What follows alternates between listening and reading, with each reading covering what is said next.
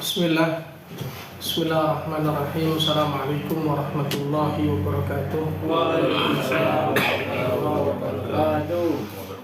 Alhamdulillah. Alhamdulillahi ala ihsanih wa syukru lahu ala taufiqihi wa amtinanih. Asyhadu an la ilaha illallah wahdahu la syarika lah ta'ziman li sya'nih, wa asyhadu anna Muhammadan abduhu wa rasuluhu da'i ila ridwanih sallallahu alaihi wa ala alihi wa sahbihi wa ikhwanih. Allahumma anfa'na bima 'allamtana wa 'allimna ma yanfa'una wa zidna ilman wa 'amalan ya karim. Rekan-rekan jemaah yang dimuliakan Allah Subhanahu wa ta'ala, marilah kita memanjatkan segala puji dan syukur kita kepada Allah Ta'ala atas limpahan karunia, limpahan anugerah yang banyak sekali Allah Ta'ala peruntukkan kepada masing-masing kita, yang mana tentunya sampai dengan saat ini kita masih diberikan banyak kebaikan, kenikmatan yang bisa jadi apa yang kita peroleh tidaklah Allah Ta'ala berikan kepada selain kita. Dan kita diminta untuk bersyukur kepada Allah Subhanahu wa ta'ala, tentunya dengan memanfaatkan setiap kebaikan, kenikmatan yang sampai kepada kita untuk meningkatkan ketakwaan kita kepada Allah Subhanahu wa ta'ala. Adanya perbaikan, peningkatan kualitas penghambaan kita kepada Allah Subhanahu wa ta'ala. Ini antara cerminan bersyukurnya seorang hamba kepada Rabbnya. Berikutnya salawat dan salam semoga terlimpahkan bagi Nabi kita Muhammad sallallahu alaihi wasallam. Rekan-rekan yang dimuliakan Allah Subhanahu wa ta'ala, kita akan membawakan satu tema, yaitu temanya adalah fastabiqul khairat. Fastabiqul khairat, yang artinya adalah maka berlomba-lombalah kalian dalam hal kebaikan. Berlomba-lombalah kalian dalam hal kebaikan. Tentunya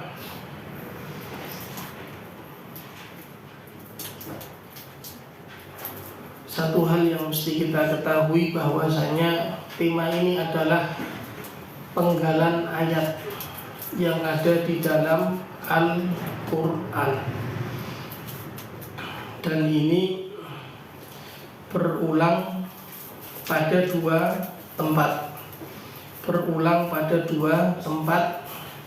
Kata fastabiqul khairat. Yang pertama yaitu pada surat Al-Baqarah ayat 148. Al-Baqarah ayat 148. Dan letak yang kedua adalah pada surat Al-Maidah. Al-Maidah ayat 48. Di tema yang kita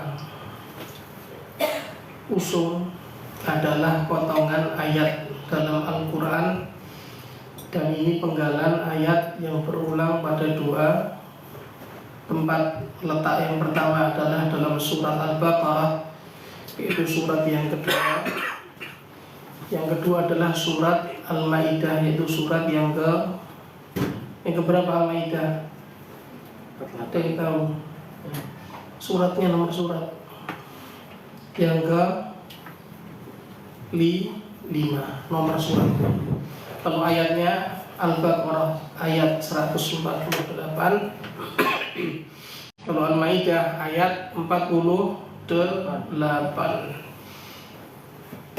Iya, berlomba-lombalah dalam hal kebaikan. Tentunya jemaah yang dimuliakan Allah Subhanahu wa taala, kita diminta untuk bersegera menjemput kebaikan. Dan ketika kita terbesit dalam benak kita untuk melakukan kebaikan, untuk melakukan ketaatan, maka tidak boleh banyak berpikir, tidak boleh banyak pertimbangan. Ini yang kemudian menjadikan seseorang tidak lagi bersemangat, tidak lagi bergerak dalam hal melakukan ketaatan, karena yang paling banyak kita jumpai hanyalah planning dalam hal melakukan ketaatan.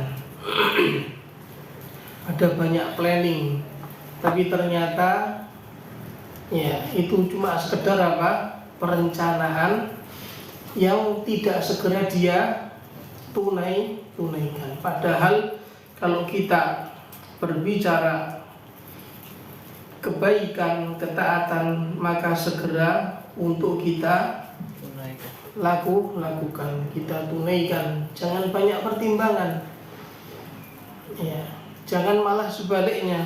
Kalau kemudian tergerak melakukan keburukan, kejelekan, kemaksiatan, dosa, tidak ada pertimbangan, tidak ada perhitungan, tidak ada kemudian memikirkan dampak dibalik itu semua, kesudahannya bagaimana. Ini tentunya termasuk tipu daya setan. Iya, rekan-rekan yang dimuliakan Allah Subhanahu wa taala, kita katakan penggalan yang pertama adalah pada surat Al-Baqarah ayat 148, dan Allah Ta'ala katakan walikulli wijhatun huwa muwalliha fastabiqul khairat aynama takunu ya'ti bikumullahu jami'a innallaha ala kulli syai'in qadir. Artinya adalah walikulli wijhatun huwa muwalliha, yang artinya adalah dan bagi tiap-tiap umat wijhatun, ada arah, huwa muwalliha, dia menghadap kepadanya. Yang dimaksudkan redaksi di sini adalah kiblat. Apa?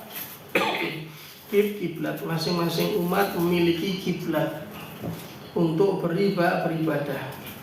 Allah Ta'ala katakan berikutnya fastabiqul khairat, maka berlomba-lombalah, bersegeralah dalam hal kebaikan. Aina ma takunu ya'ti bikumullahu jami'a. Allah Ta'ala katakan dimanapun kamu berada, pasti Allah Ta'ala akan mengumpulkan kalian seluruhnya. Innallaha ala kulli syai'in qadir. Sungguhnya Allah Ta'ala zat yang maha kuasa atas segala sesuatu. Maha kuasa atas segala sesuatu. Di sini Allah Subhanahu wa Ta'ala memerintahkan hamba-hambanya agar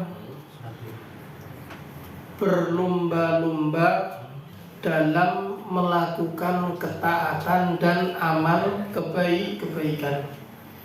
Fastabiqu, berlomba-lombalah dalam hal ketaatan dan amal soleh, dan agar masing-masing dari mereka bersungguh-sungguh menjadi yang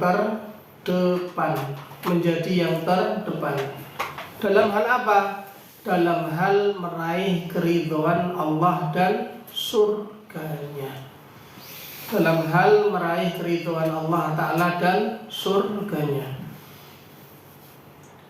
Bukan kemudian perlombaan tersebut berlomba-lomba dalam hal urusan duniawi, yang tentunya itu semua tidak akan pernah membersamainya. Allah Subhanahu wa Ta'ala merintahkan untuk berlomba-lomba dalam hal ketaatan, beramal kebaikan, dan agar seorang ini menjadi yang terdepan dalam hal menjemput kebaikan. Untuk apa? Meraih keridhaan dan meraih surganya. Ya, dan di sini Allah Subhanahu wa Ta'ala seakan-akan mengatakan kaitannya dengan kiblat. Ya, tidak penting ke arah mana kalian menghadap dalam sholat. Tidak penting ke arah mana kalian menghadap dalam sholat atau urusan duniawi. Karena yang menjadi ukuran pada hakikatnya bukan arah, melainkan amal soleh. Maka di sini dikatakan fas'au wasari'u watasabaku ila kulli khairin yuqarribukum minallah. Maka berusahalah, bersegeralah dan berlombalah kalian dalam setiap kebaikan yang dapat mendekatkan diri kalian kepada Allah, kepada Allah Subhanahu wa Ta'ala. Ini penjelasan yang ada dalam surat Al-Baqarah ayat 148, yang mana ketika itu Nabi dalam keadaan gelisah. Dalam keadaan apa? Gelisah. Karena ketika itu orang-orang Yahudi membuli. Apa membuli itu? Iya, mengejek, merendahkan kaum muslimin yang ketika itu kiblatnya masih ke arah Baitul Maqdis.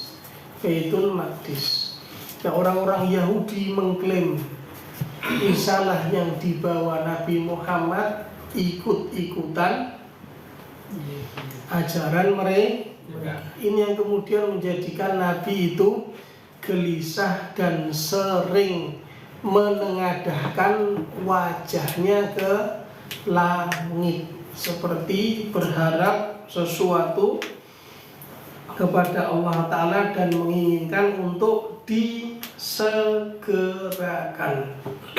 Disegerakan, dan pada akhirnya Allah Subhanahu wa Ta'ala mengijabahi, mengabulkan apa yang menjadi permintaan siapa?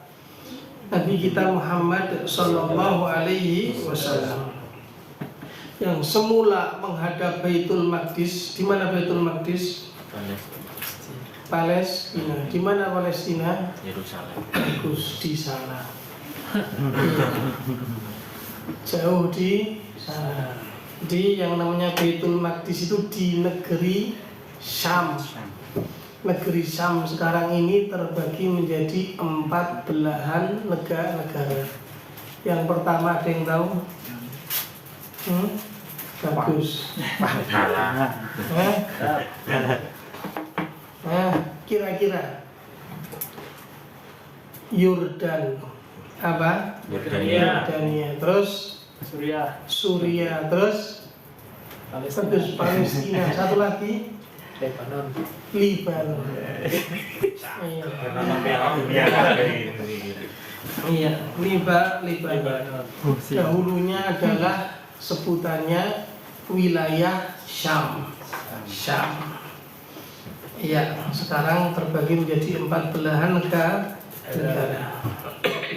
Semula menghadap Baitul Maqdis, dan pada akhirnya ketika turun ayat, maka Rasulullah Shallallahu Alaihi Wasallam memalingkan kiblatnya menghadap kemudian ke Ka'bah hingga hari ini hingga hari ini. Dan Allah Subhanahu wa taala kemudian menurunkan ayat ini. Seakan-akan Allah taala mengatakan tidak penting ke arah mana saja kalian menghadap. Demikian. Bukan satu hal yang penting. Yang lebih penting dari itu adalah sejauh mana usaha kalian untuk bersegera dan berlomba-lomba dalam hal menjemput kebaikan, melakukan ketaatan, mendekatkan diri kalian kepada Allah, Dan di sini dengan menggunakan kata fastabiqu, artinya apa? Perlombaan. Artinya kalau perlombaan itu adalah upaya seseorang untuk mengalahkan siapa? Selainnya, mengalahkan lawannya. Mestinya demikian dalam hal urusan apa? Akhirat. Kita berusaha untuk mendahului orang lain dalam setiap kebaikan. Ambil contoh, begitu mendengar adzan berusaha untuk menyudahi segala aktivitasnya. Apa yang dia lakukan? Bersegera hadir ke masjid.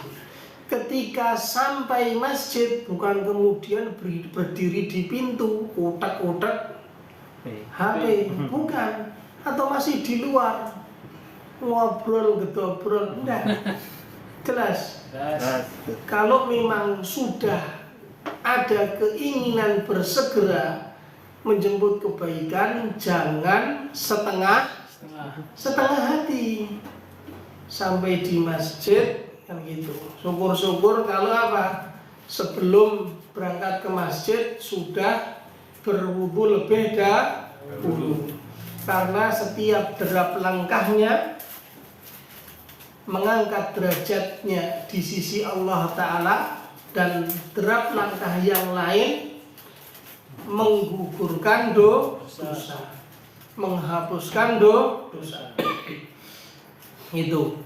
Itu sampai di masjid, masuk memenuhi shaf yang pertama. Ya, kebanyakan orang ini kalau sudah masuk masjid, apa yang dia lakukan? Menepi, betul. Menepi atau mungkin bertahan di belakang. Ini cerminan buruk, teladan buruk bagi orang yang datang setelahnya. Kenapa? Karena orang yang datang setelahnya, dia tidak akan mau untuk apa? Memenuhi shaf yang pertama. Mengapa? Karena dia beranggapan ada orang yang lebih dahulu datang hadir, dia lebih memilih ke belakang, kok saya mendahuluinya ke depan. Apa yang terjadi? Akhirnya masjid tersebut penuh, tetapi mereka berada di belakang. Ini tidak sholat Jumat, juga sholat berjamaah. Disuruh ke shaf yang pertama, wangilnya minta ampun. Betul enggak? Loh, kok ngaku? Mau berjumat. Iya. Jadi memang perjuangan. Lau ta'lamuna ma fis shafil awal. Kata Nabi, sekiranya kalian tahu ganjaran pahala yang Allah Ta'ala berikan ketika kalian berada di shaf pertama, ya niscaya kalian akan berusaha untuk mendapatkannya, meskipun harus dengan undian. Apa? Undian. Demikian. Ini cuma sekedar contoh. Jadi ada perlombaan, ada usaha untuk mengalahkan, untuk mendahului, selalu berusaha terdepan. Jangan kemudian terbalik, karena umumnya kaum muslimin, umumnya orang itu kalau dalam hal akhirat, dalam hal kebaikan ketaatan, dia biasanya memandang ke bawah. Tapi kalau dunia dia memandang ke atas atau dangak. Apa? Dangak. Iya, dangak itu Indonesianya apa? Mendongak dalam urusan dunia. Selalu dia melihat, wah teman saya ganti HP, teman saya ganti motor, ini itu dia lihat. Tapi kalau urusan akhirat, dia lihat di bawahnya. Dia saja tidak sholat sunnah, kok saya sholat sunnah. Dia saja tidak segera ke masjid, masa saya harus bersegera. Nah, coba dibalik. Kalau urusan dunia, lihat orang di bawah kita. Tapi kalau urusan ketaatan, lihat kita ke atas. Dia saja bisa melakukan, masa saya tidak bisa. Dia saja mampu berpuasa sunnah, masa saya tidak bisa. Nah, itu yang mesti apa? Ditumbuhkan dalam benak kita. Kesadaran untuk beramal. Ya, karena apa? Ya tadi, ganjaran pahala tadi wujudnya tidak nampak. Coba kalau ada bayaran nominalnya, apa yang terjadi? Berebut dan banyak orang yang beramal. Ini yang membedakan apa? Orang yang beriman dengan orang yang tidak. Iya. Jadi yang namanya seorang muslim menjalankan kehidupan itu ya secara positif dan bersemangat dalam hal melihat kebaikan ketaatan. Dia berusaha untuk melakukannya, kan gitu, melakukannya, dan tidak kemudian mengabaikan kebaikan sekecil apapun. Nabi kita Muhammad Sallallahu Alaihi Wasallam mengatakan, la tahkiranna min ma'rufin syai'a. Jangan pernah kamu remehkan, sepelekan kebaikan sekecil apapun. Walau antalqa akhaka biwajhin talik, meskipun cuma sekedar sepele, kamu taktuk. Apa taktuk? Saya Inggris ini. Duduk taktuk. Artinya ketemu berpapasan, biwajhin talik, dengan wajah. Wajah apa? Ringas. Malah jenatang ya. Kayaknya jenengan kurang vitamin. Iya, meskipun dengan berseri muka, dengan wajah berseri muka. Ini tidak ketemu, kemudian mukanya ditekuk apa? Dilipat, cemberut. Senang tidak kita lihat? Tidak senang. Nah, cuma sekedar apa? Memberi muka dan berseri muka, senyum. Itu bernilai pahala. Syukur-syukur ya ketemu, menyapa. Menyapa itu kita kan orang Islam, kan gitu. Maka mesti ada yang menonjol, ada yang nampak. Salam, assalamualaikum bro, boleh. Ya, assalamualaikum warahmatullahi wabarakatuh, assalamualaikum boleh. Jangan kemudian bro cuma gitu aja tanpa salam, jangan. Tampakkan keislaman yang ada pada diri kita. Mesti menonjol, mesti nampak. Ya, tahu arti Islam? Tahu nggak arti Islam? Iya, Islam, iman. Ini dua kata yang apabila disebutkan secara terpisah, ya dua kata Islam dan iman. Kalau disebutkan secara terpisah, Islam itu berarti iman, iman itu berarti Islam. Tapi kalau disebutkan secara bersamaan, kalau tadi disebutkan terpisah, tidak secara bersamaan. Berarti Islam berarti iman, iman berarti Islam. Tapi kalau kemudian Islam dan iman disebutkan secara bersamaan, bedanya apa? Islam itu adalah amalan zahir, amalan yang nampak. Iman itu adalah amalan hati yang tidak nampak. Sudah tak kasih bocoran ya. Ya, jangan sampai lupa. Jadi kenapa Islam mesti nampak? Karena dia adalah amalan lahiriah, amalan lahiriah. Makanya kalau kita perhatikan rukun Islam ada berapa? 5. Ada berapa rukun Islam? 5. Ada berapa? 5. Yang pertama apa? Syahadat. Syahadat diapakan syahadat? Iya. Yang pertama itu mengucapkan 2 kalimat syahadat. Jangan rukun Islam ada 5, yang pertama syahadat. Syahadat itu diapakan? Dipelototin. Kan gitu, diucapkan, mengucapkan, berikrar, mengucapkan 2 kalimat syahadat. Nampak enggak? Nampak, terdengar nampak. Yang kedua, mendirikan sholat. Nampak enggak? Nampak. Menunaikan zakat. Yang keempat, berpuasa Ramadan. Nampak enggak? Nampak. Yang kelima, menunaikan ibadah.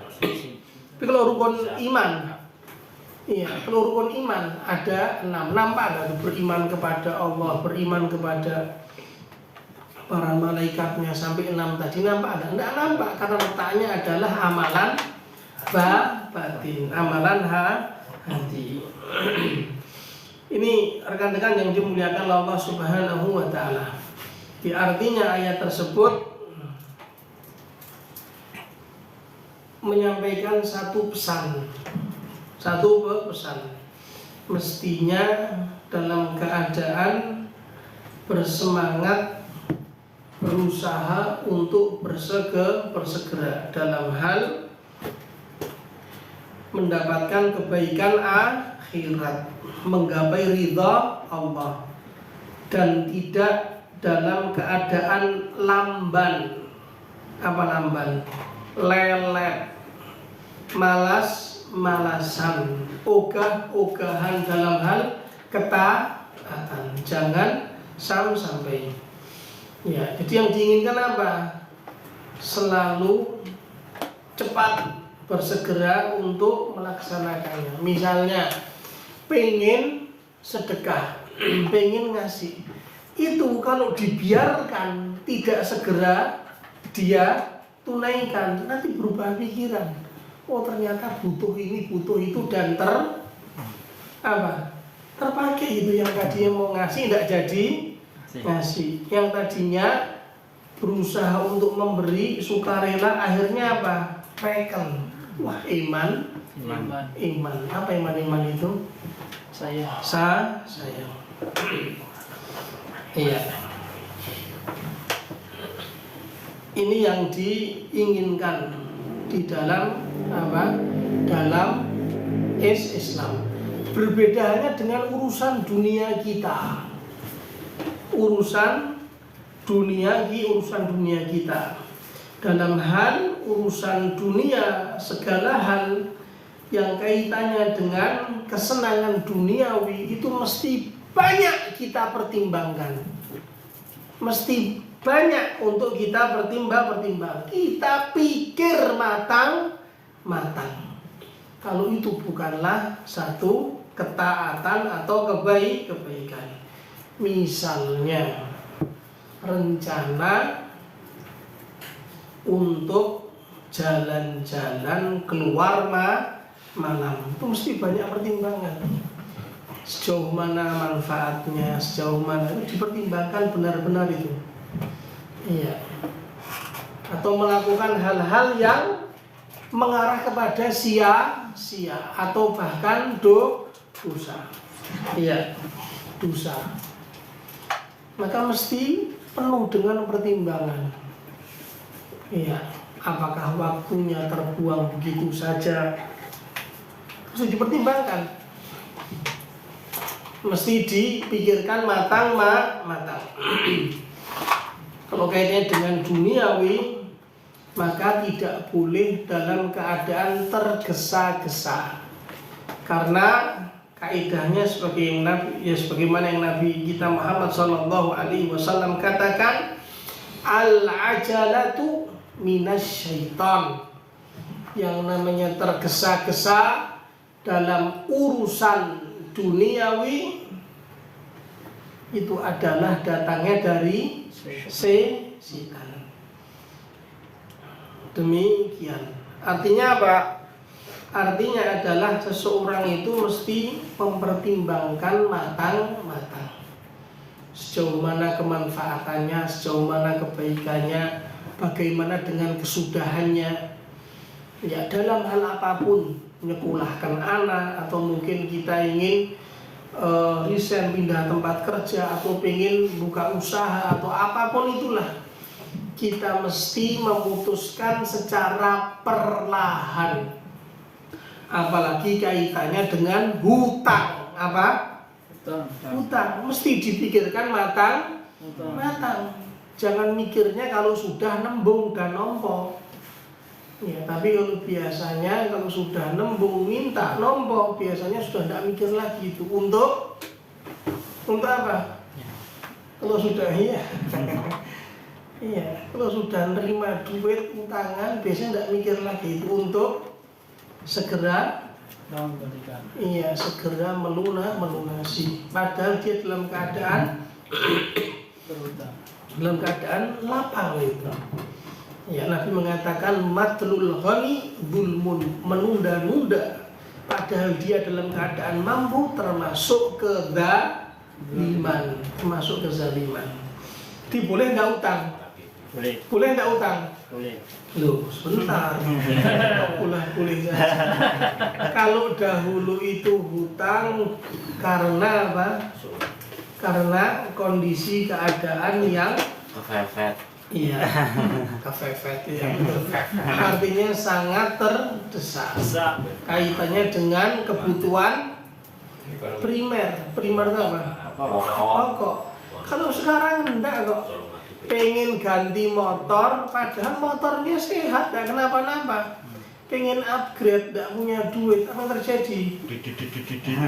Kredit.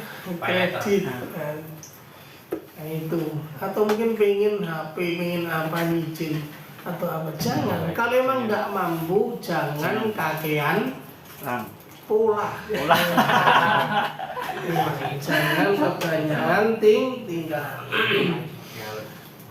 Iya, itu ambil contohnya demikian. Kita mesti apa? Ya, mesti berpikir dalam. Ya, dalam. Ini yang diinginkan. Jangan sampai kemudian sikap ketergesaan tadi berbuah keburukan, sesuatu yang tidak diinginkan. Seperti halnya ingin membuka usaha, kemudian tergesa-gesa dalam memutuskan. Akhirnya apa? Dengan cara pinjaman. Ya, utang misalnya. Emang boleh utang untuk mengembangkan usaha? Emang boleh? Emang boleh? Harus kesadaran. Ya, enak men boleh. Ya, mana dalilnya?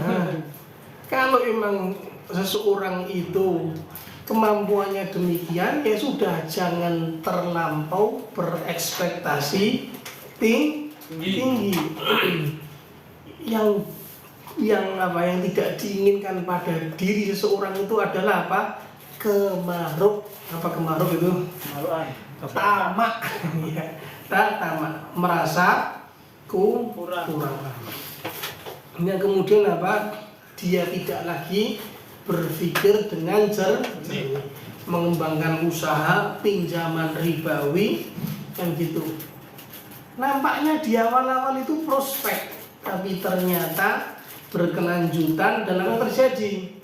Yang terjadi adalah tidak ada keberkahan, tidak lagi untung, tapi kemudian untung, kan gitu, tutup, dan dia dalam keadaan mesti menanggung beban hutang. Demikian. Ini jam yang dimuliakan oleh Allah Subhanahu wa taala. Jadi kita mesti memilah itu. Ini kaitannya dengan apa nih? Kaitannya dengan kebaikan akhirat, ya jangan kakean mikir. Jangan kebanyakan untuk memikir, jangan pertimbangan. Lakukan. Tapi kalau itu kaitannya dengan duniawi, hal-hal yang apalagi mengarah kepada sia-sia, misalnya nobar. Apa nobar itu? Nonton bareng-bareng. Ya, nobar apa dulu ini dilihat gitu. Iya. Itu dilihat.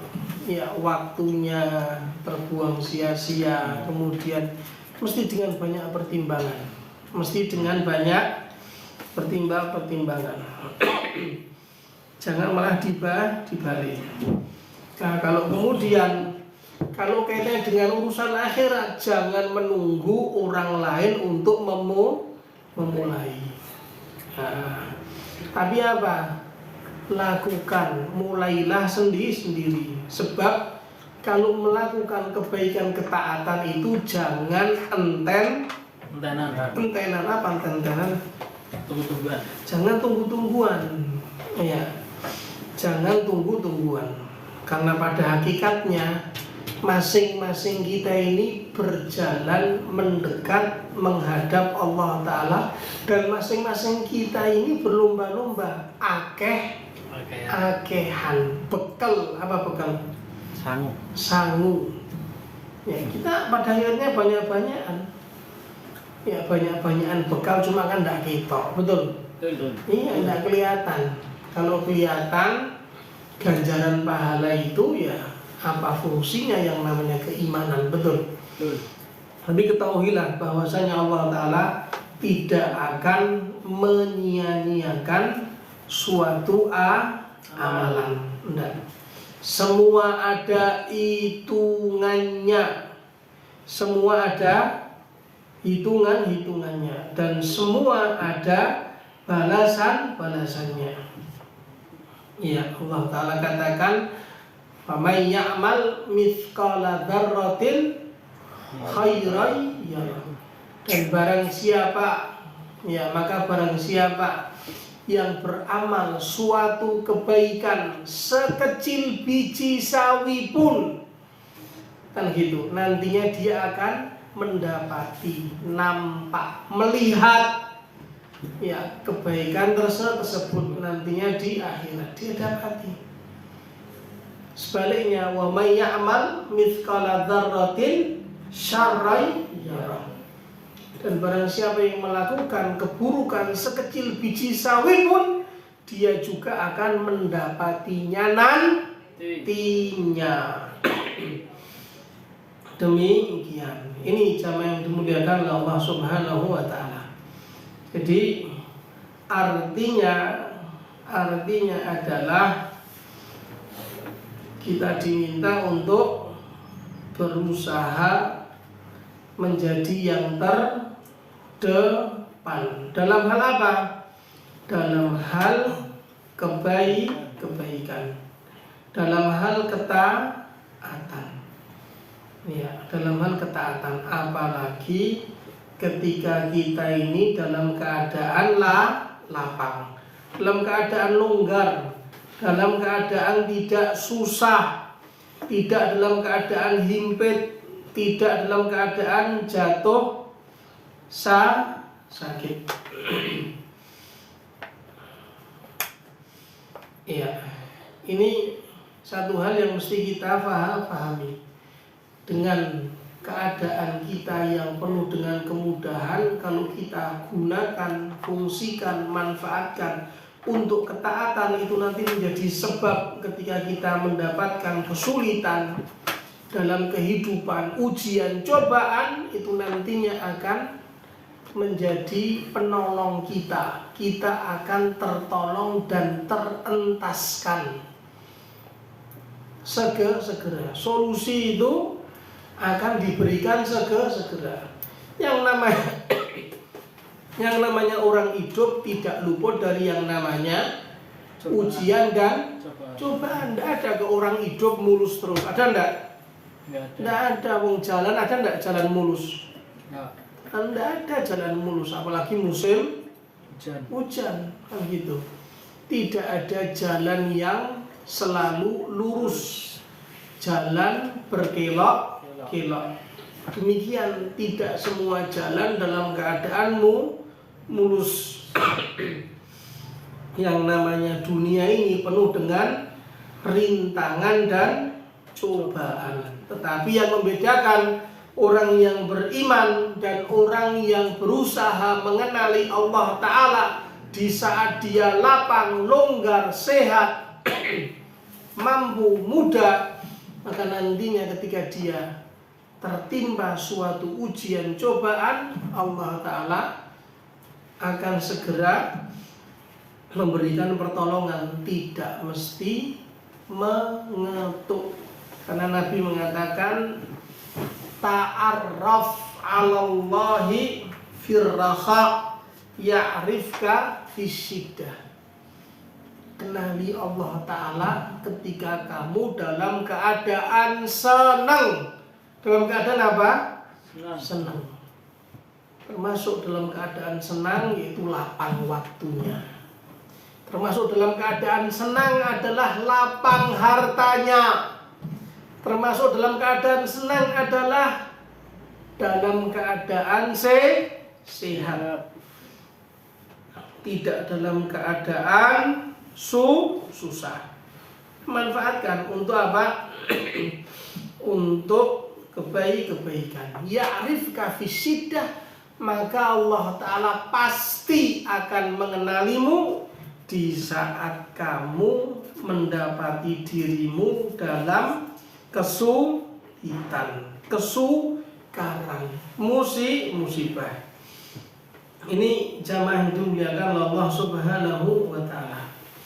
Ya, jadi kalau kita ingin beramal kebaikan, jangan tunggu-tungguan. Dan sebaik-baik seseorang ketika dia beramal kebaikan tidak ditampakkan. Apa? Tidak ditampakkan. Kalau sekarang ini kan senang untuk diviralkan. Bahkan ketaatan sekarang dijadikan konten. Ada enggak? Ada orang yang mencari apa? Penghidupan, membuat konten dalam hal ketaatan. Ya. Ada enggak? Ada itu bangun tengah malam, ambil air wudhu, direkam semuanya, ambil air wudhu, kemudian bersiwak, kemudian buka Al-Quran, sholat malam gini. Ya, mestinya kalau berbuat kebaikan itu diusahakan tidak banyak yang tahu. Ya, karena apa? Karena dengan banyak tidak tahu itu apa? Syarat dengan keikhlasan. Penuh dengan keikhlasan. Berbedanya dengan apa? Dia lakukan di hadapan banyak orang. Ambil contoh, sholat sunnah. Ya, sholat sunnah yang baik dikerjakan di mana? Rumah.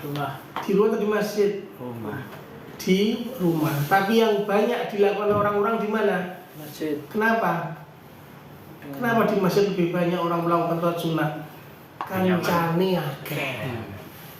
Bukan nyaman, temennya banyak. Kalau sudah sampai rumah, setannya iya. Iya, kalau sampai rumah nanti alamnya lain lagi. Padahal dibalik itu harusnya. Kenapa Nabi mengatakan apa? Sholat sunnah dalam riwayat artinya ya.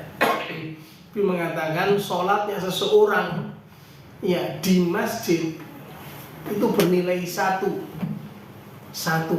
Sholat sunnah di masjid itu nilainya 1. Ya, tapi kalau dilakukan di rumah Ya, derajatnya apa? Menjadi 27. Ini artinya apa? Pahala jadi banyak ketika pas sholat sunnah di rumah. Kenapa? Tidak banyak orang lihat, tidak banyak orang tahu. Yang lihat siapa?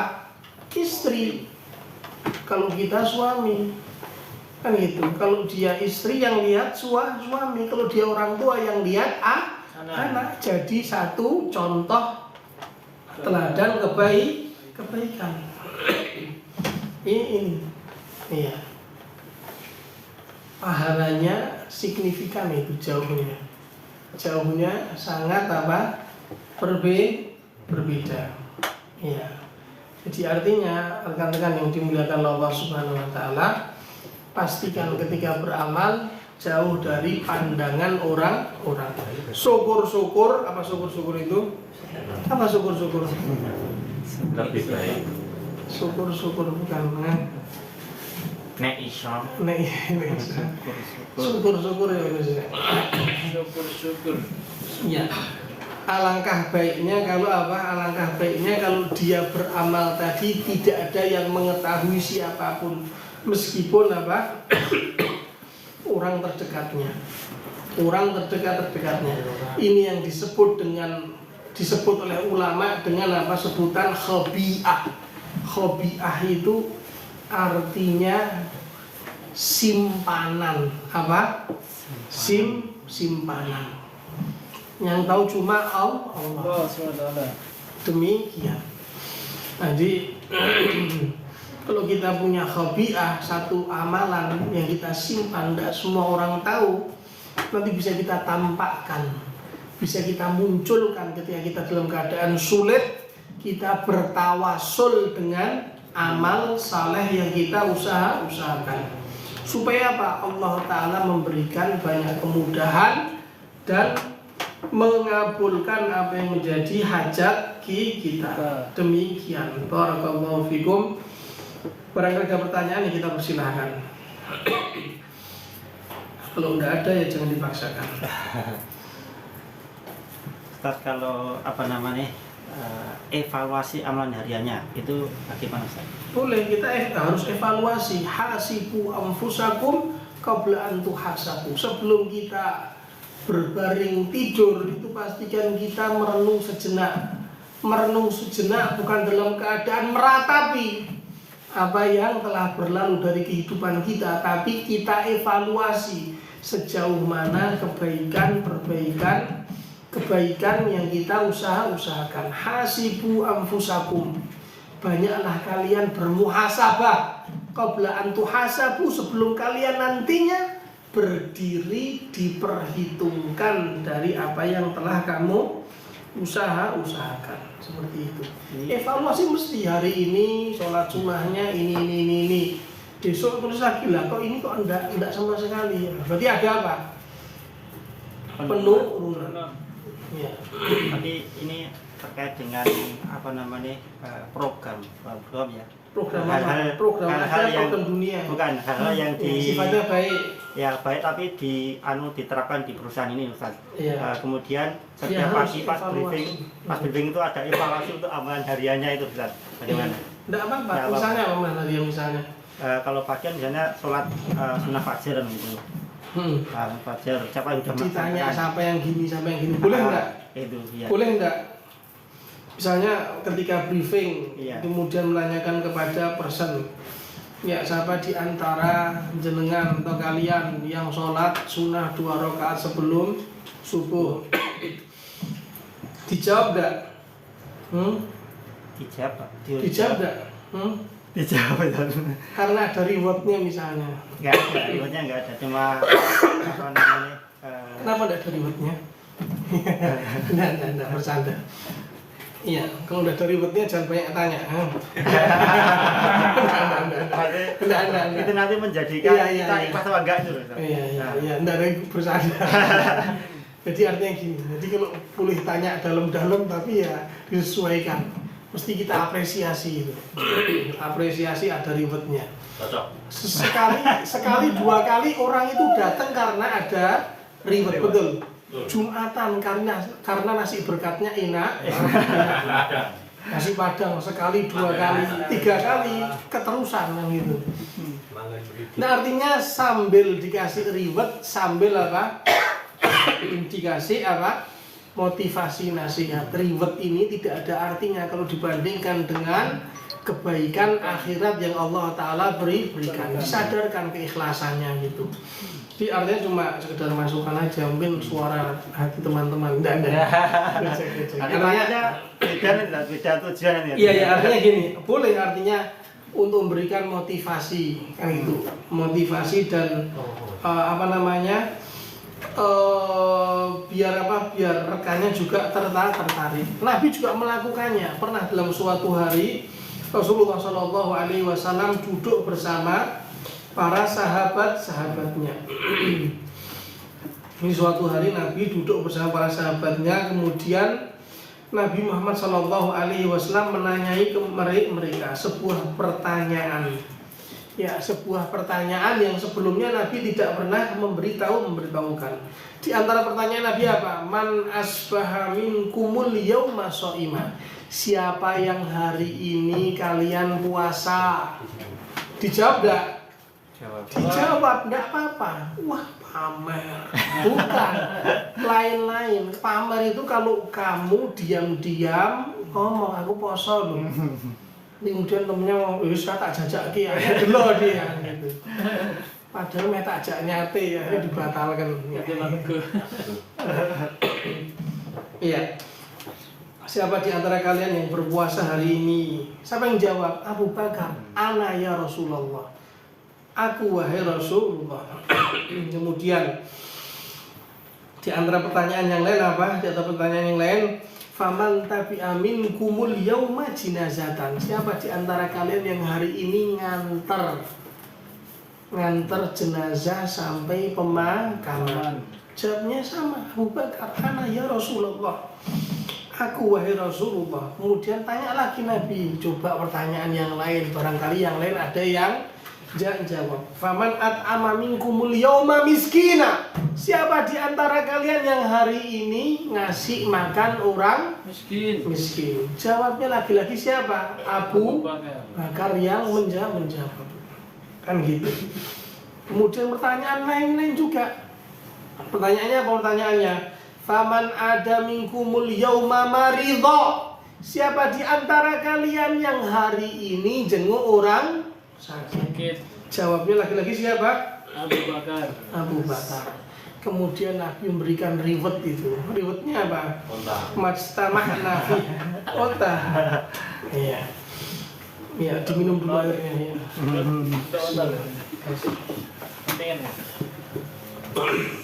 Majtama'na fi rajulin illa dakhalal jannah. Kasih reward. Tidaklah seorang mengumpulkan dari amalan-amalan tadi kebaikan, melainkan dia adalah orang yang berhak mendapatkan kebaikan surga. Demikian. Ini boleh, tidak apa-apa. Tanya boleh. Ya, untuk apa? Untuk menyadarkan. Gitu. Ya, syukur-syukur ada rewardnya. Ya. Rewardnya apa? Patungan. Ya, demikian Allah Ta'ala. Ada lagi pertanyaan? Oh, ada yang bertanya. Berakhirnya kapan nih? Sekarang. Ada pertanyaan? Ya, slow saja ya. Bikin enjoy.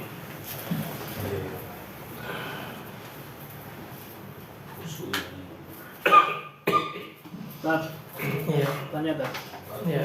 Tadi kan ini dah, kalau apa kesusahan, cobaan itu diberikan terus menerus itu berarti apa tandanya itu jauh dari Allah atau bagaimana? Dilihat yang namanya dunia ini adalah darul ibtila, adalah negeri di mana penghuninya akan selalu mendapatkan ujian cobaan. Itu pasti. Darul ibtila, negeri yang penuh dengan ujian, semua ujian. Nah, dilihat. seseorang itu sejauh mana ketaatannya kepada Allah Ta'ala, sejauh mana kedekatannya kepada Allah Ta'ala, sejauh mana dia memiliki kesolehan dalam menjalankan kebaikan. Kalau memang dia adalah orang yang baik, orang yang soleh, orang yang berusaha untuk ikhlas, taat, tapi kok ujiannya tidak mandek, anaknya sakit atau mungkin ini itu bisa jadi itu teguran dari dosa, kan gitu. Atau bisa jadi itu menjadi sebab apa? Dia diangkat derajatnya tinggi di sisi Allah. Nabi kita dapat ujian enggak? Dapat. Kau dari mana kamu dapat? Dari kamu. Tak suruh push up. Kok galak mendadak. Dapat enggak? Kita dapat enggak? Jawab. Apa? Jawab apa? Nah, gimana? Iya, bagus. Tidak ada pengulangan ya. Saya berusaha untuk mencerna jawaban yang tidak saya dengarkan ya. Saya berusaha untuk mencerna jawaban yang tidak saya dengarkan dengan baik. Bagus. Nabi kita banyak tertempa kena musibah dalam suatu perang. Perang apa? Perang Uhud. Nabi itu sampai sobek yang namanya apa? Pelipihnya, rahangnya, pelipih sampai bercucuran darah. Sakit gak? Sakit. Biasa sakit, moncrot gitu, agak sakit. Itu Nabi merasakan lapar enggak? Iya. Mosok Nabi lapar. Lapar. Mosok jenengan yang lapar. Nah, Nabi lapar. Sampai Nabi pernah keluar dari rumahnya diganjal batu. Kalau kita kan ganjel HP. Kalau orang sekarang lebih baik beli kuota ketimbang makan. Ya, artinya Nabi pun juga dapat ujian, cobaan, musibah yang banyak. Pernah diusir kaumnya. Jadi salah kalau ada orang mengatakan situ kok dakwahnya banyak menyinggung orang. Situ kok dakwahnya kok banyak menyakiti orang. Kamu tidak tahu, kamu tidak ngerti, kamu tidak pernah baca sirah Nabi. Nabi itu dakwahnya banyak menyinggung orang, banyak yang tersinggung dan tidak nyaman dengan keberadaan Nabi Muhammad SAW. Makanya apa? Nabi diusir. Betul enggak? Loh, diem semuanya melamar nih. Ya, betul enggak? Loh, jangan betul. Artinya apa? Iya, Nabi diusir. Ketika apa? Beliau datang di Taif. Betul enggak? Diusir, dilimpari, berlumuran darah, kesakitan. Nabi gelisah sampai wajahnya tertunduk lesu. Sampai akhirnya 2 malaikat datang, Jibril alaihissalam dengan malaikat yang menjaga gunung, mengatakan kalau kamu mau wahai Muhammad, aku timpakan gunung yang kamu lihat itu ke mereka. Mau enggak? Sampai sebegitunya. Sampai sedemikiannya. Nabi juga diusir dari Mekah sampai akhirnya apa? Hijrah meninggalkan Mekah ke Madinah. Kata siapa? Nabi dakwahnya adem-adem. Yang ada, betul enggak? Nabi dakwahnya adem. Yang ada kamu enggak tahu itu. Iya. Dakwahnya Nabi itu kontroversial. Iya. Karena ketika seorang itu mengusung kebenaran, maka orang yang berada pada kebatilan, kesalahan tersinggung. Dan itu sudah menjadi ketentuan, ketetapan Allah. Orang salah ya tidak senang sama orang yang betul. Yang betul tidak senang sama orang yang salah. Yang tidak jelas ini orang yang tidak memiliki sikap abu, namanya orang raceta. Iya, jelas. Demikian. Jadi kalau dia adalah orang yang taat itu untuk meninggikan derajat, tapi juga jangan kemudian terlenangkan. Wah, saya kan orang taat ini, dikasih banyak ujian, berarti saya dicintai Allah. Kata siapa kamu? Kan gitu. Enggak boleh demikian. Jelas ya. Mesti banyak introspeksi di diri. Bisa jadi karena kesalahan, dosa yang dia miliki kemudian disegerakan di dunia. Kalau dia adalah orang yang banyak berlumuran dosa, maka itu adalah apa? Bisa jadi teguran untuk kembali atau memang siksa yang disegerakan. Demikian, Allahu a'lam. Ya, saya rasa cukup. Nanti kalau lama nanti malah masuk kanan keluar kiri. Iya. Cukup. Barakallahu fikum. Subhanakallahumma wa bihamdika asyhadu an la ilaha illa anta astaghfiruka wa atubu ilaik.